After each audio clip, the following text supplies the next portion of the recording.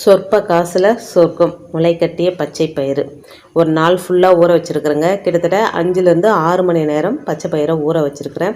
நம்ம அப்படியே அதை அமுக்கி பார்த்தோம் அப்படின்னா நல்லா ஊறி இருக்கணும். அப்போ தான் சீக்கிரமாகவே முளை விடும்.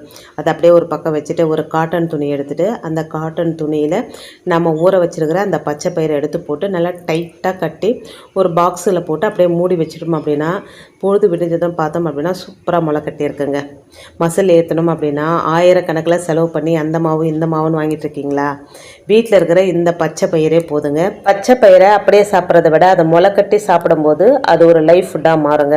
இது சாதாரண பயிரை விட வைட்டமின் சி மற்றும் ஆன்டி ஆக்சிடென்ட்கள் பல மடங்கு அதிகங்க. முதலாவதாக இதில் என்சைம்கள் அதிகமாக இருக்கிறதுனால செரிமானம் ரொம்ப ஈஸியாக இருக்கும். ரெண்டாவது இதில் இருக்கிற ஹை புரோட்டீன் உங்களுடைய தசைகளை வலுவாக்கும். மூணாவது இது உங்கள் உடம்புல இருக்கிற கெட்ட கொழுப்பை கரைச்சி வெயிட் லாஸ் பண்ண பயங்கரமாக ஹெல்ப் பண்ணுங்க. முளை கட்டின பச்சை பயிரை பச்சையாக சாப்பிட பிடிக்காதவங்க லைட்டாக ஆவியில் வேக வச்சு கொஞ்சம் எலுமிச்சை சாறு சேர்த்து ஒரு ஹெல்த்தி சாலடாக சாப்பிட்லாங்க. அதுவும் ரொம்ப ரொம்ப சூப்பராக இருக்கும். ஆனால் ஒரு சின்ன டிப்ஸ், கேஸ் ஸ்டபிள் இருக்கிறவங்க இதை வேக வச்சு சாப்பிட்றது தான் நல்லது.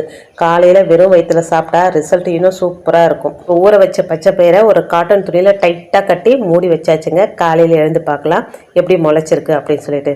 இப்போ காலையில் எழுந்து பிரித்து பார்க்குறாங்க. ரொம்ப ஆர்வமாக பிரித்து பார்த்துட்டுருக்குறேன். வெளியிலேருந்து பார்க்கும்போது லைட்டாக அந்த முளைகள் வந்திருக்குங்க. பாருங்க, சும்மா இருந்த பச்சை பயிருக்கு கல்யாணம் பண்ணி வச்ச மாதிரி இப்படி தாடி முளைச்சி வெள்ளை வெளியேன்னு நிற்குதுன்னு. இதுதான் பாஸ் அந்த சூப்பர் ஃபுட்டு. இதை சாப்பிட்டா ஏலியன் மாதிரி பவர் வரும்னு சொல்ல மாட்டேன். ஆனால் உங்கள் வயிறு உங்ககிட்ட தேங்க்ஸ் ப்ரோ சொல்லும். ஏன்னா இதில் ஃபைபர் அதிகம், செரிமானம் செம்ம ஸ்பீடு.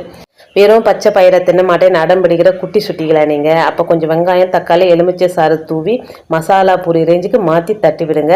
காசும் மிச்சம், உடம்புக்கும் தெம்பு. இந்த ரகசியம் உங்களுக்கும் உங்கள் ஃப்ரெண்ட்ஸுக்கும் மட்டும் தெரியட்டங்க.